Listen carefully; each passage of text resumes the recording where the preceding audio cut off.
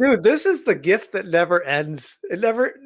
It's like jelly of the month, the gift that keeps on giving. It's amazing. You know, you would think that with the shutdown of Concord, these people would just shut up and run with their tails in between their legs like black girl gamers, but apparently they're just out here talking about how they are scared to lose their job.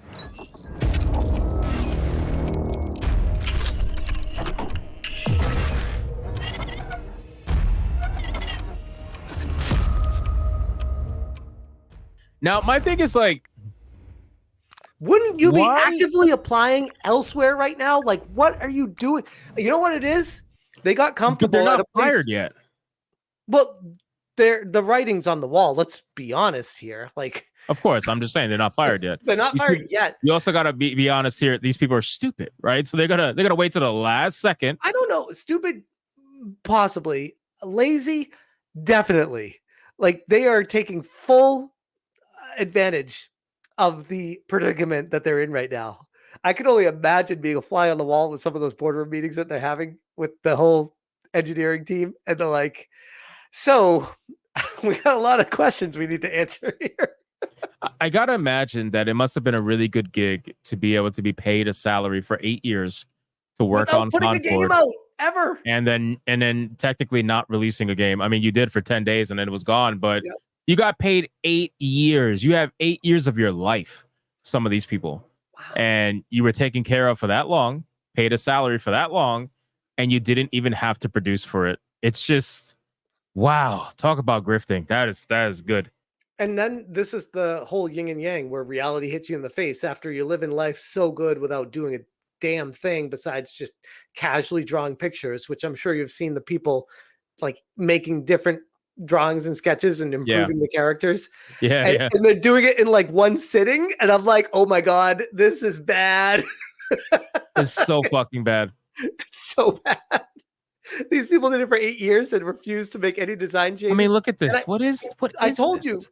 I told you that the last time we talked about this, I think I talked to you about it. Yeah, on Saturday Night Hypnosis. This is the Sonic movie all over again, except they didn't listen to the audience. They're like, no, fuck you. Here are our characters we made. You're going to eat these characters and enjoy it. It's actually amazing to me that you bring that up, because I've said before that people need to pay attention to what happened with Sonic. Yep. Because what happened with Sonic is the prime example of what happens when you listen to your audience, or not even your audience, because you technically didn't have a movie yet, but listen to potential buyers of your product. Let's just say, right? Like you put out a trailer, which the whole reason of putting out a trailer is to try to garner an audience for a particular movie, TV show, game, whatever. So you put out no. What was that? Putting out a trailer used to be for that reason. Now it's to get pats on the back because you did something. Right. You put out a tranny here and there. But no, seriously, it's meant to garner an audience. So the Sonic producers, they put out the trailer and they got roasted. I mean, the internet fucking roasted them. And that was well before any of this stuff was happening. Obviously, Gamergate 1 happened already at the time, but still, it was kind of like a long forgotten thing. Mm-hmm. It got roasted bad. Dude, and they could have easily went the Concord route. They could have easily said, it's just white noise. I don't hear that. I was there for it, front row seats. I was making YouTube videos about that Sonic movie trailer. And I was like, this is like, it wasn't me following a group and crowd just to be trendy. It was my honest opinion, because I saw it first and made a video. Then I saw what people were saying. And I'm like, oh my God, everyone agrees with me. This was terrible. It's actually a good I saw study someone of in the comments. Well, real quick, I saw somebody in the comments say it was staged outrage. As the real Bob Newman said, Sonic movie was staged. It wasn't. I was outraged. I'm a huge Sonic fan. I was like, what the fuck is this? When I saw it. It was hideous. Fucking hideous. It really was. Yeah. But it should be studied, because when you think about it, you know, a lot came from that.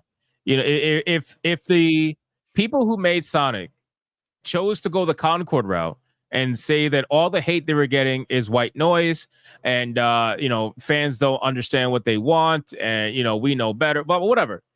If they would have went that route, we wouldn't have a Sonic 2 or a Sonic 3. Sonic 3. Yep. It would have been remembered as worse than the Mario movie, the original. I know. Yeah. I know. It would have been a massive failure, and it would have been a totally different scenario.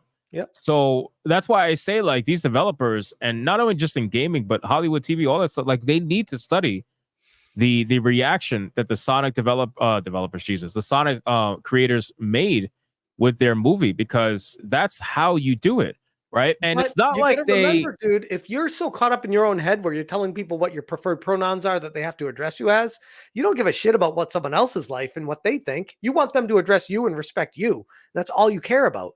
That's a problem.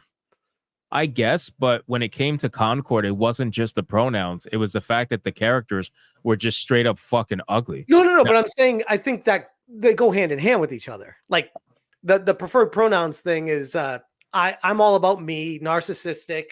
I got it. Me Yeah. the way I want to be. I'm making the character the way I want the character to be, and no one's going to tell me shit else about what this character is going to look like because I'm amazing. Like I think that's their perspective. That makes sense. I still, I don't know, man. I even if that is how they act and that's what they think, and that's, that's fine. That's kind of like what we're used to at this point. I think they should stop their fucking bullshit and really perhaps try to listen to people. You could be surprised at how much information customers, gamers would be willing to give to you to try to improve your game. And there's no such thing as being too late, right? Because until the game shuts down, then it's definitely too late. But not even in this era. That's still not too late because it can always be revamped and come back. So technically, it's never too late until I suppose because with Final Fantasy 14, the game was shut down, but it was shut down months after they announced they were going to shut it down, and they spent months creating a storyline for the shutdown that was going to lead into the new game that they already started creating when they announced that it was going to shut down. So. Yeah. With this, though, they're just announcing a shutdown with no plans, no announcement of what they're going to do to, come back, or if they're even going to come back at all. I don't know. Like, it's kind of up in the air. The employees are like that Amanda, what's her, Kiefer girl, whatever. Yeah. She's still employed there. So she's still going into work every day. What are they doing right now? Like, are they revamping the characters or what are they doing right now? But I mean, they're all still working. See, that's the thing. That's my question. Would they really revamp the characters? They have to. But would they really, though? Yes. Because, okay, no. You know what it's going to come back as? You're thinking logically again, Smash. It's going to come back as like Concord Plus or Concord Pro or Concord 2.0, and it's going to be free to play, and they're going to have revamped or Concord Ultra. Something like that, where it's just going to be like, here we go, superhero characters, and everyone's going to look awesome, and it's free to play now. And we promise no rainbow outfits until like a year from now before we start injecting stuff. I don't know, man. I think you're thinking logically again. You got to think like a psycho.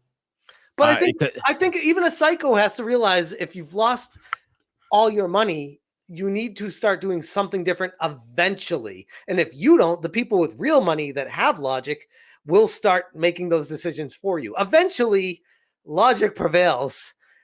Eventually. I'd like to think they've lost enough where logic will start prevailing now. One thing these people don't like is accountability. They don't like admitting that they were wrong. Well, I'm just saying. So if they don't like accountability, if they redesign the characters, that's admitting that what they did and what they made was not. I'm just telling you, they can't do it. It's just not possible. It's a so you know what you got to do. You know what you got to do. I hate to say it, but that's you clean house and you bring in a new team and just rerun the game somehow. Yep. It's not even. They don't have to change the gameplay. That's what I'm saying. It's just a new coat of paint. It's not changing or retooling anything. It's just they gotta redo the monetization strategy. Yep. Right. Which do that in a day. That's it. Yeah, they're gonna copy Fortnite and Apex. That's it. Yep. It's not like they have to fucking redesign it from the ground up, bro. They're just gonna copy it. No, it will take a few months. Like I think you were the one that said it'll be maybe back a year. It'll be back. No. This will be back by holiday. You watch. No fucking way. You watch. It'll be back by Christmas. By Christmas? Yep. This will be back out by Christmas. I don't think there's a rush like that to get it out for the holidays if it's going to be free to play. They can release it at any point. There's a lot of money they lost. People want their money. I don't know, man. I think that's way too soon. I'm calling spring, summer next year. Summer next year. That's kids fair. Kids are off school. I think that's more logical than what I'm saying. I have high hopes that they're going to do something. But I'm saying they have to take my advice.